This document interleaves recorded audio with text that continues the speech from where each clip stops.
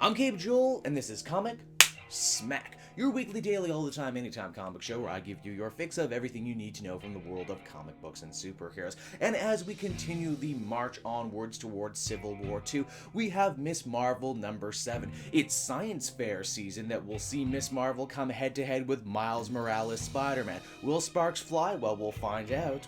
Alrighty then, so as we join the comic, it's science fair time again. Bruno as well as Kamala are ready to represent all the good being done in Jersey City right now, but more than that, they're ready to take it to their hated crosstown rivals, those dastardly New Yorker kids. Of course, Ms. Marvel has no way of knowing that Miles Morales Spider-Man and his friend Gank are also on the New York team. This is also where things get kinda confusing when you have to take into account all the different Avengers books and the Ultimate Spider-Man book to realize that while Kamala Khan may know that Miles is Spider-Man, he doesn't know that she's Ms. Marvel. What starts as just a regular run-of-the-mill science competition quickly becomes a deadly game of one-upsmanship as all the teams try and outdo one another. The Jersey kids impress right out of the gate with a floating bubble that will help them save sharks out in the wild. So what do Miles and the New Yorker kids do? Well, they fire back with a giant reactor that's supposed to be able to generate clean energy. Is that safe? No, probably not. Now, why are all these smart kids fighting so tooth and nail, you might be wondering? Well, there's a couple reasons. For one, there's a bunch of pride tied up in these proceedings. These are nerdy kids who don't get a chance to win trophies and stuff like sports, so this is the only opportunity they really have to show off and be heroes to their school and their community. Then, of course, for guys like Miles and Gank, this is really the only way they're going to be able to pay for college, what with winning special scholarships at these events. In an attempt to strike back at the New Yorker kids, Bruno ends up getting too overzealous and creates a miniature reactor, in doing so causing a massive explosion that totals almost the entire building. Luckily, with both Spider-Man and Ms. Marvel already there, they're quickly able to start getting people out of the wreckage. And also, hey, Sam Alexander Nova flies by. He doesn't go to school in this district or anything, he was just close by, and he basically becomes the reader for a second,